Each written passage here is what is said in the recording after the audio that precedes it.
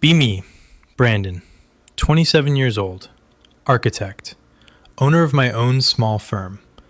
I design buildings that people actually use, schools, libraries, community centers. I'm not famous, but I'm successful. I'm in good shape. I have a solid life. I'm not the guy I was in high school. High school. That's where this story starts.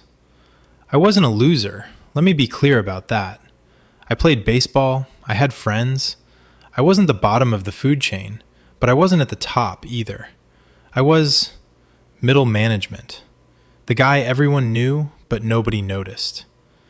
And at the top of the food chain was Justine.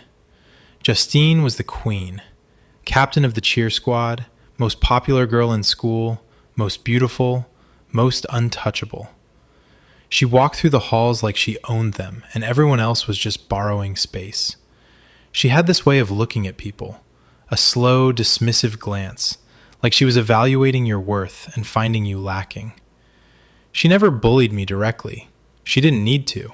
She just looked through me, like I was made of glass. For 4 years, I was invisible to her, except for one night, prom night, senior year. I was standing by the punch bowl, wondering why I'd bothered to come. My date was a friend from chemistry class. She'd already ditched me to dance with someone else.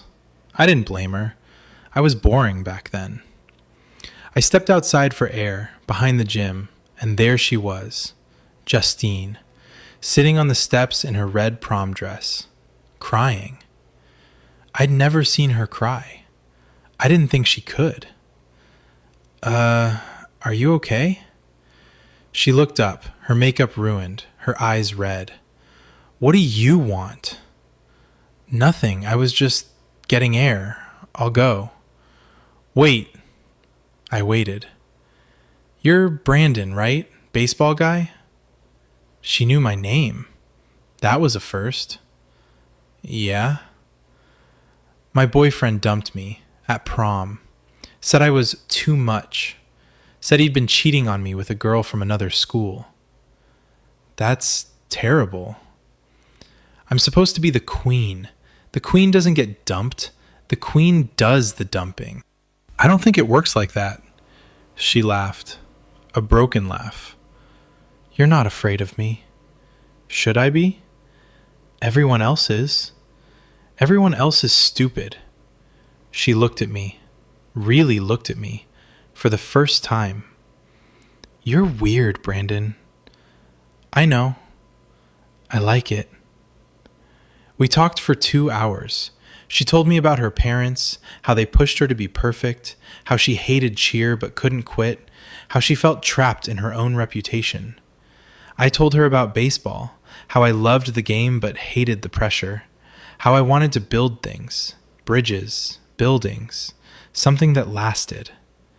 She kissed me. I didn't expect it. One thing led to another in the equipment shed. It was awkward and fast and kind of beautiful. After, she fixed her dress. Don't tell anyone. I wasn't going to. I mean it. No one can know. Why? Because you're you, and I'm me. And people wouldn't understand. She left. The next day at school, she walked past me like I didn't exist. Same as always. I didn't say anything. What was there to say? We graduated. She vanished. I went to college, built a career, built a life. Never saw her again.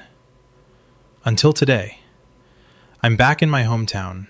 My firm won a contract to renovate the old community center, the place where I used to play basketball as a kid. It's a big project, 6 months minimum. I'm staying in a rented apartment downtown. This morning, I need coffee. I find a place called Morning Fix. Cute. Local. I walk in and my entire past is standing behind the counter. She's different. Her hair is in a messy ponytail. She's wearing an apron with coffee stains. No makeup. She looks tired. She's still beautiful, but the shine is gone. The untouchable glow replaced by something real. something human. Next to her, a boy, maybe 8 years old, sitting on a stool coloring in a book. He has dark curly hair, my dark curly hair, and my eyes, and my nose. He looks up at me, and it's like looking at a childhood photo of myself. Justine turns around, sees me, and the color drains from her face. Brandon. It's not a question. It's a confirmation. Like she's been waiting for this moment for 9 years. Justine. The boy looks up. Mom, who's that? She doesn't answer. She's frozen. I look at the boy, then at her. Justine, how old is he? Brandon, please, how old? I'm 8. I turned 8 last month. Who are you? 8. Prom was 9 years ago. 8 plus 9 months. I'm an architect. I understand numbers. I understand structures. This one is very simple. Justine, is he mine? She closes her eyes, like she's been dreading this question for almost a decade. Yes. Leo looks confused. What does that mean? It means I'm your dad, Leo. I have a dad? He says it like he's just discovered a new species of dinosaur. Mom, I have a dad. Does he know about Legos? I know a lot about Legos. This is the best day. Justine asks her coworker to cover. We go to the park across the street. Leo runs to the playground. I sit on a bench. Justine sits next to me. Far enough to be distant, close enough to talk. Explain. Everything. She takes a breath, the kind you take before jumping off a cliff. After prom, I found out I was pregnant. I was 18. I was supposed to go to college. My parents were going to pay for everything. When I told them, they said I'd ruined my life. They said I'd embarrassed the family. They gave me a choice. Give up the baby or leave. You left. I left. I moved in with my aunt for a while, then I got my own place. I worked as a waitress, then a barista. I never went to college. Why didn't you tell me? I tried, at first. Your phone was disconnected. You'd moved. Your social media was gone. You'd started a new life. You could have found me. My parents still live here. I know. And I almost told them, but then I got scared. Scared of what? Scared of you. Scared you'd hate me. Scared you'd try to take Leo away. Scared you'd look at me and see the girl who ignored you for 4 years. You didn't ignore me. You looked through me, like I wasn't even there. I know, and I've spent every day since Leo was born trying to be someone different. Someone he could be proud of. Someone who doesn't look through people. She wipes her eyes. I was a terrible person in high school. I know that. I was mean and cold, and I treated people like accessories. You especially. And then you were kind to me on prom night. You didn't want anything from me. You just listened. And I got pregnant. And I thought, this is karma. This is what I deserve. You didn't deserve to be alone. I didn't know how to ask for help. I'd spent my whole life pretending I didn't need any. Silence. Leo is on the monkey bars, hanging upside down, laughing. My son. I have a son. I'm angry. You should be. I missed 8 years. His first steps, his first words, his first everything. I know. I'm sorry. I'm so sorry. But I'm not going to waste the next 8 years being angry. I want to know him. And I want to know you, the real you, not the girl from high school. The real me is a barista with calloused hands and no college degree. The real you is a single mother who worked 2 jobs to raise a son alone. That's not weakness. That's strength. She stares at me. You're not the same guy from high school either. I'm not invisible anymore. You never were. I just pretended you were, because you scared me. I scared you? You were real. Everyone else was fake, including me. Leo runs over. Mom, can Brandon come over for dinner? Leo, he's your father. You can call him Dad. Dad, can Dad come over for dinner? I'd love to. Yes, we're having mac and cheese, the good kind, with the breadcrumbs. My favorite. Mom, Dad likes mac and cheese too. This is amazing. He runs back to the playground. Justine almost smiles. He's very excited. So am I. That evening, I go to their apartment. It's small, a one-bedroom in a not great neighborhood. Leo sleeps in the bedroom. Justine sleeps on a pull-out couch in the living room. The walls are covered with Leo's drawings. Spaceships, dinosaurs, a wobbly sketch of a house with me and Mom written under it. It's not much. It's home. It's what I can afford. It's enough. Leo shows me his Lego collection. It's impressive. He has the Millennium Falcon, the Saturn V rocket, a castle he designed himself. I want to be an architect when I grow up. Mom says architects build things. I'm an architect. What? I design buildings, real ones. Mom, Dad is an architect. That's what I want to be. Justine from the kitchen. I heard. That's where you get it from. Get what? Your love of building things. I thought I got it from YouTube. That too. We eat mac and cheese, the good kind, with breadcrumbs. Leo talks nonstop about school, about his friend Marcus, about a dog he saw in the park. Dad, do you have a dog? Not yet, but I've been thinking about getting one. Get a Labrador. They're the best. Marcus has a Labrador and he fetches. Marcus fetches? The dog fetches. Marcus throws the ball. That makes more sense. Dad, you should get a dog and name him something cool, like Blaze, or Thunder, or Laser. Laser the Labrador. It's a great name. After dinner, Leo shows me his homework. He's good at math, really good. I'm the best at multiplication in my class. What's 47 times 12? 564? That's correct. I know, I'm a genius. Mom says so. I said very smart, not genius. Same thing. Bedtime. Leo insists I read him a story.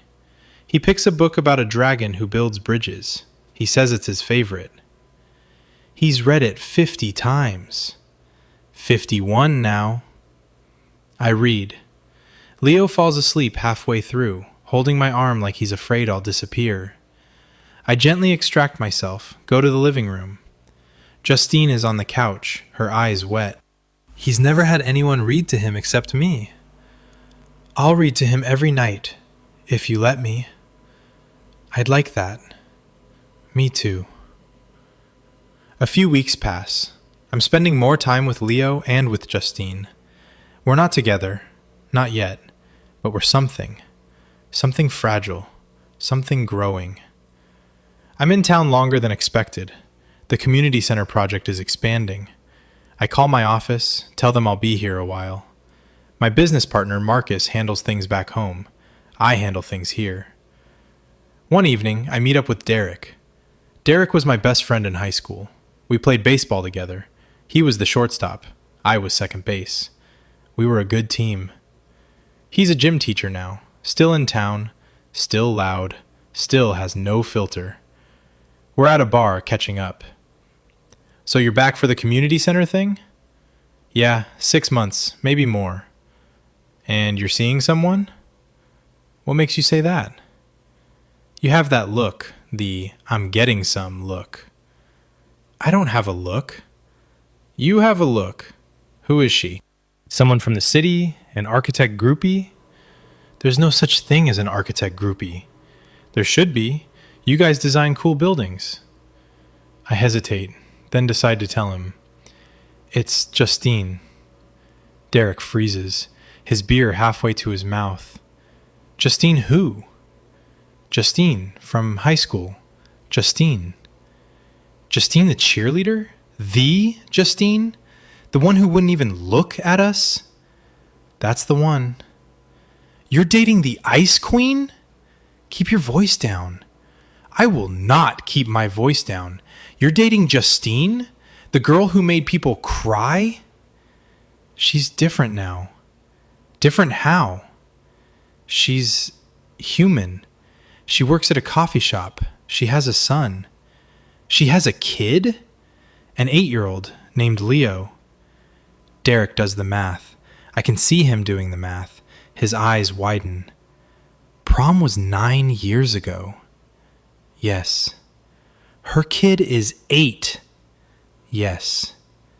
Brandon, did you get her pregnant at prom? Yes. Derek drops his beer. Actually drops it. It shatters on the floor.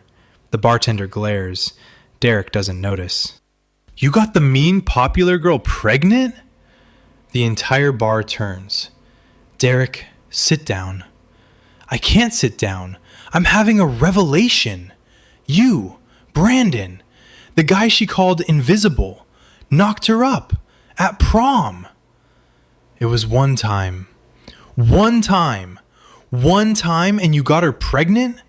That's not luck. That's destiny. It's biology. It's incredible. You have a son with Justine, the most popular girl in school, the one who wouldn't even look at you, and now she has your kid. Derek, please. Does he play baseball? He likes Legos. We can work with that. Legos develop spatial reasoning. Spatial reasoning helps with baseball. That's not a thing. It's a thing. I'm a gym teacher. I know things. He grabs my shoulders. This is the greatest story I've ever heard. I'm telling everyone. Derek, no. Derek, yes. He pulls out his phone, starts typing in the group chat. Brandon got Justine pregnant at prom, and now they're together, and he has a son. Give me that phone. Never. He holds it above his head. I try to grab it. He's faster. He hits send. It's done. The people know. I hate you. You love me. I'm the best man at your wedding. We're not getting married. Yet. You're not getting married yet. He orders another beer and a mop for the broken glass.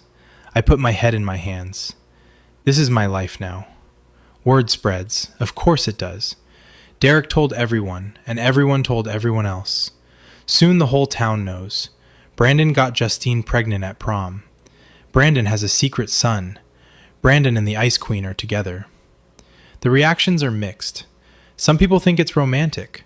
Some people think it's insane. Some people still hate Justine. They remember the girl she was. They don't know the woman she's become. There's a high school reunion coming up. 10 years. I wasn't going to go, but Justine wants to. She says she needs to face them. I've been hiding for 9 years. From you, from them, from everyone. I'm tired of hiding. They're going to be cruel. I know. I was cruel first. I deserve some of it. You don't deserve to be attacked. Then stay with me. Don't let me face them alone.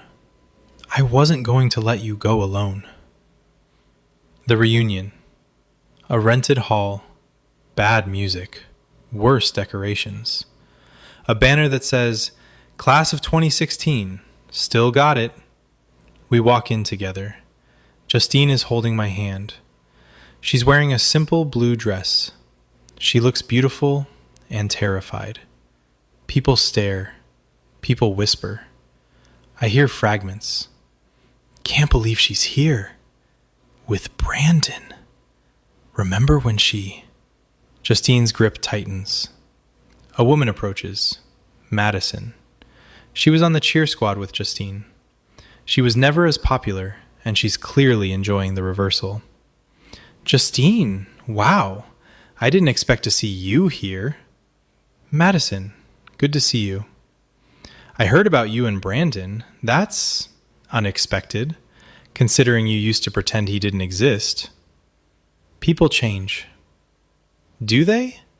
Because from what I remember, you were pretty set in your ways. Queen of the school and all that. Justine is silent. I step in. Madison, right? You were on the squad. 3rd row. You missed a stunt at regionals and the team came in 2nd. Madison's smile freezes. Justine never told anyone it was your fault. She took the blame. Said the whole squad messed up. Protected you. Did you know that? I didn't. She's been protecting people her whole life. She just didn't know how to do it without armor. Now she doesn't need the armor. So maybe give her a break. Madison stares, then looks at Justine. Is that true? About regionals? You were terrified. I didn't want you to get kicked off the squad. I've been holding a grudge against you for 10 years. I didn't know. I didn't tell anyone.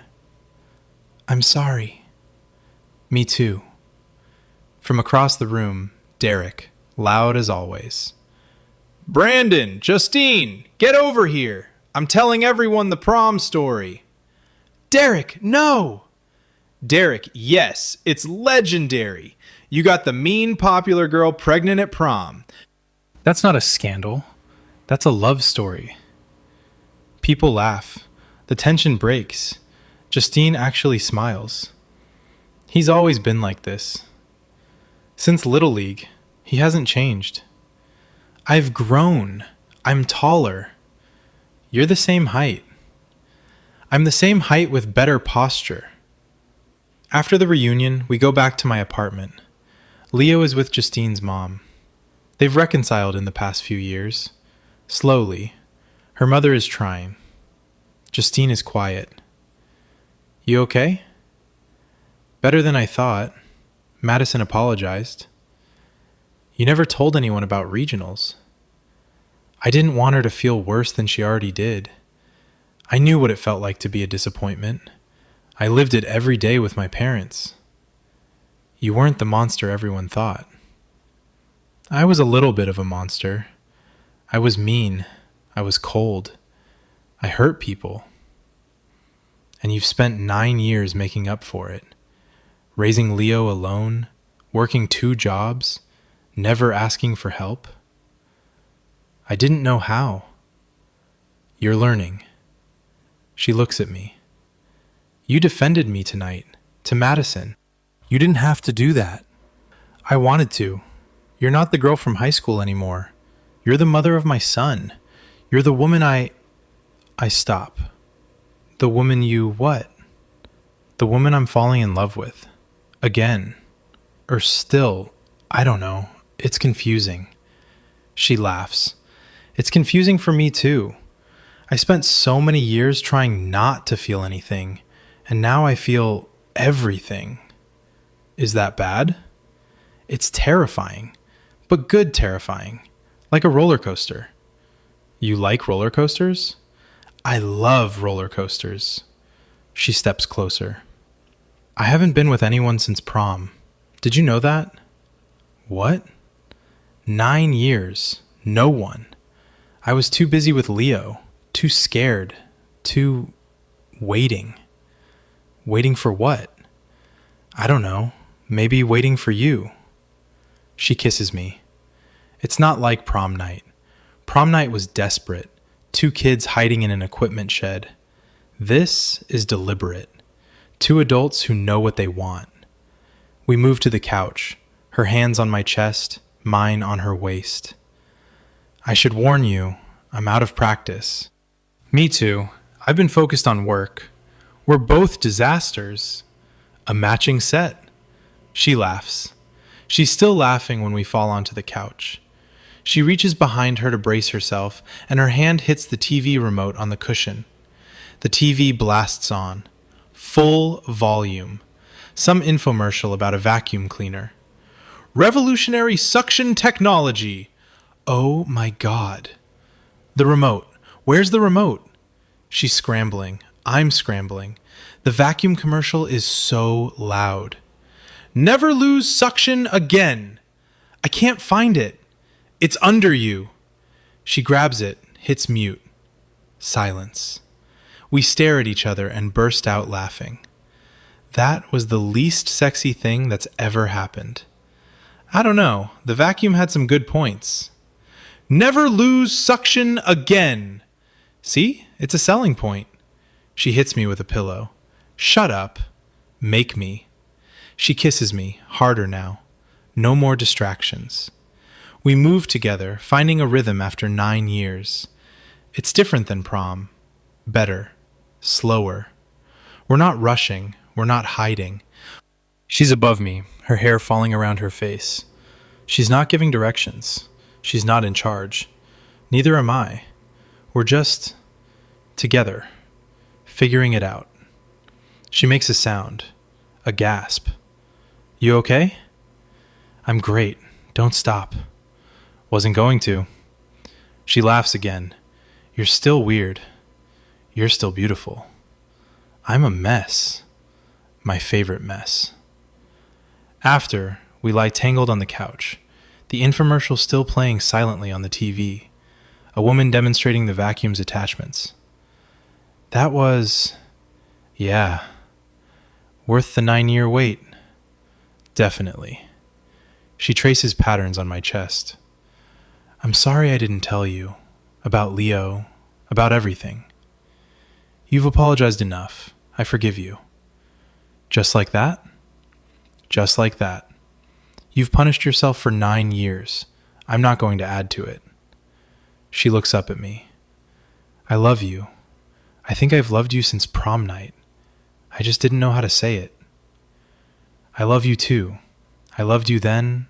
I love you now. You loved me when I was mean? I loved the girl underneath the mean. The one who cried behind the gym. She kisses my chest. She's still here. She's just less hidden now. My parents still live in town. They've been asking to meet Leo and Justine. Officially. As my girlfriend. And my son. Sunday dinner. My mom has made enough food for an army. She's nervous. I can't believe I have a grandson. An 8-year-old grandson. I missed 8 years. Mom, it's not your fault. I know, but I still feel like I should have known. Somehow. Linda, you can't sense grandchildren. You're not psychic. I'm a mother. I should have sensed it. Justine arrives with Leo. Leo is wearing his best shirt.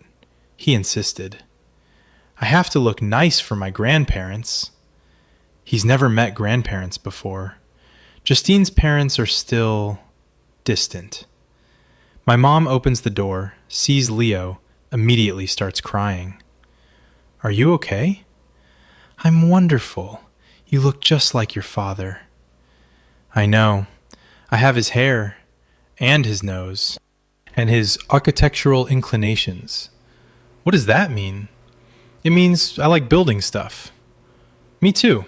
I built the deck out back. Want to see? Yes. They disappear into the backyard. My dad is already explaining load-bearing principles. My mom hugs Justine.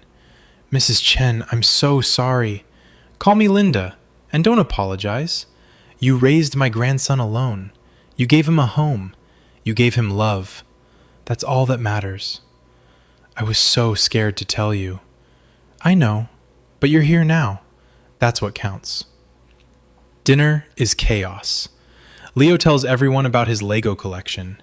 My dad asks if he wants to help build a tree house. Leo looks at me like Christmas came early. A real tree house? A real one, with a ladder and everything. Dad, can we? We can. Best day ever! After dinner, my mom pulls me aside. I like her. You were worried? I remembered her from high school, the cheerleader. She wasn't very nice. She's changed. I can see that. She's a mother now. That changes a person. She's been through a lot. So have you. But you found each other again. That's rare. She hugs me. I'm proud of you for not running away. I thought about it for about 5 seconds. And then I saw Leo, and I knew I couldn't. That's called being a father. You're already good at it. The community center project is finishing up. I've been in town for almost 7 months. My firm needs me back in the city. I have to make a decision. I sit down with Justine. I have to go back. My firm is there. My life is there. I know, we talked about this. But I don't want to leave you, or Leo. I just found you. I don't want you to leave either. So come with me. What? Move to the city with me, you and Leo. Brandon, my job is here. Leo's school is here. There are coffee shops in the city, good ones. You could manage one, or open your own. I could help with the design. You'd design a coffee shop for me? I'd design anything for you, and Leo would love the city. There are museums, and parks, and a Lego store. A Lego store? A whole store, just Legos. He'd lose his mind. Is that a yes? She looks at me. You're serious? I've never been more serious. I missed 8 years. I'm not missing any more. She kisses me. Yes, we'll move. All of us. Really? Really. I've been stuck in this town my whole life. I'm ready for something new. And Leo needs his dad. He has his dad. He does now. 6 months later. We're in the city, in a new apartment, bigger than Justine's old place. Leo has his own room. He's decorated it with Lego sets and drawings of spaceships. I got a dog, a yellow Labrador. Leo named him Blaze. I told you, Blaze is a cool name. It's a cool name. Blaze wags tail. He's a good dog.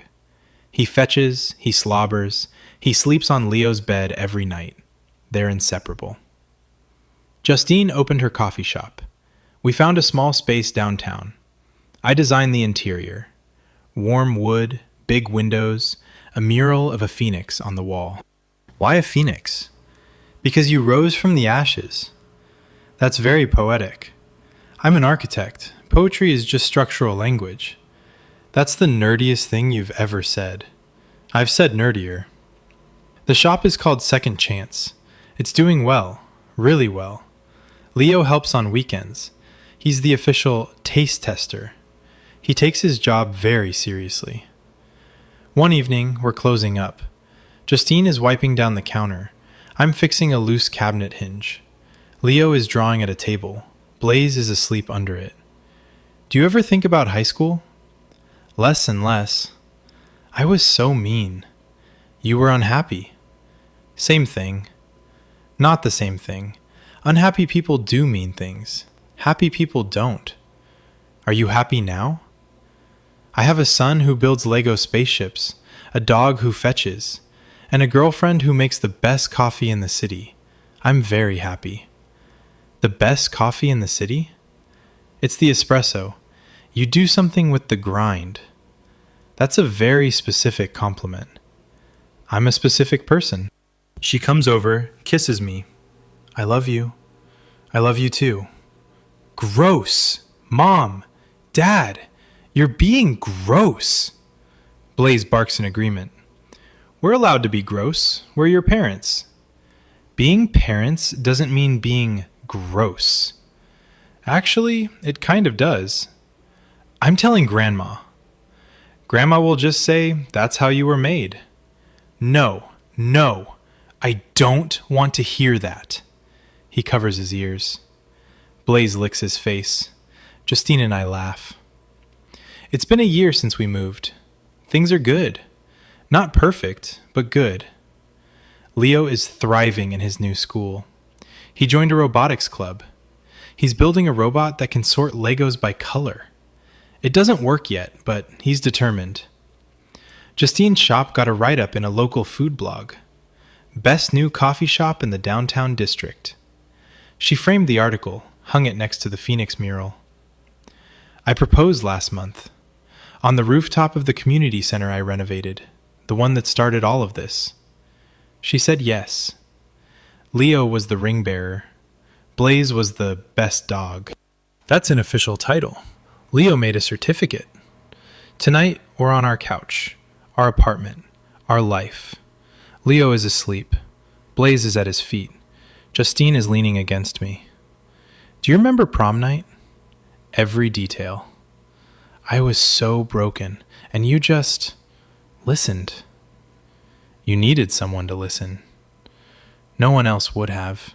Everyone else just wanted the popular girl. You wanted the real girl. I still do. She looks up at me. I'm glad I was mean to you. That's a weird thing to say. I mean, I'm not glad. But if I hadn't been so mean, if I hadn't been so unhappy, I wouldn't have been behind the gym that night, and you wouldn't have found me, and we wouldn't have Leo. Everything led to this. Everything led to this. She kisses me, soft. I love you, Brandon. I love you too, Justine. Even though I was the mean popular girl, especially because you were the mean popular girl, makes a better story. Derek certainly thinks so. Derek is going to give a speech at our wedding. I can't stop him. Let him. He's been waiting for this since high school. He's going to mention the prom thing. Obviously, it's the whole premise. You got the mean popular girl pregnant, his exact words. And I'd do it again. Get pregnant at prom? No, I'd choose you. I'd choose you every time. She kisses me again. Blaze thumps his tail in his sleep. Leo's robot beeps from his room. Probably malfunctioning. Probably perfect. Everything is exactly as it should be.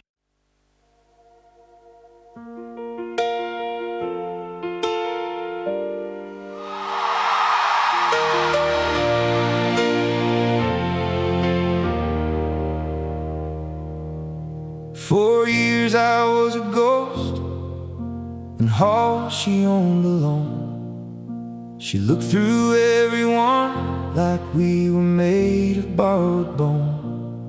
I played baseball, drew blueprints, stayed out of her way. And prom night behind the gym, she was sitting there in red. Makeup down her face, the crown still in her hair. Her boyfriend left her at the dance for someone who wasn't there. She said, "You're Brandon, baseball guy." She knew my name, I didn't know. She knew it, I didn't know this was a game. "You're not afraid of me," she said, surprised.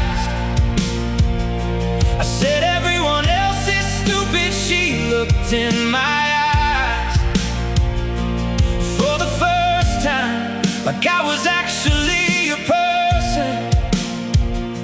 And we talked for 2 hours about everything that hurt them. The queen was crying behind the gym that night, in a red dress and a reputation she couldn't fight. She told me about her parents, I told her about blueprints. We were both invisible inside the things we built. The queen was crying, and I was the only one who stayed. 10 years later, she walks into my office, portfolio in hand. She needs a renovation done. She looks the same but different, less armor, more herself. She says, "Brandon, you became what you said you would." I said, "You remember that?" She said, "I remember everything." She said, "You were the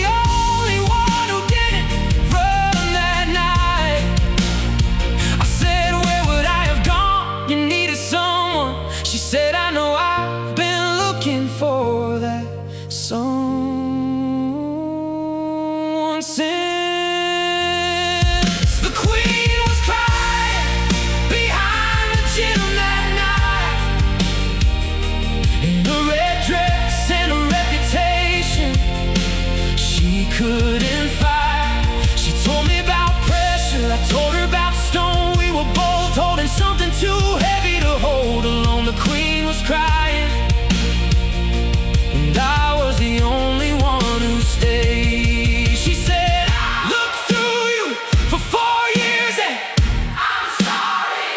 I said you were 17 and carrying a whole kingdom. She said, that's generous. I said, that's architecture. I see what load of structure bears. She laughed and it sounded like that night behind the gym,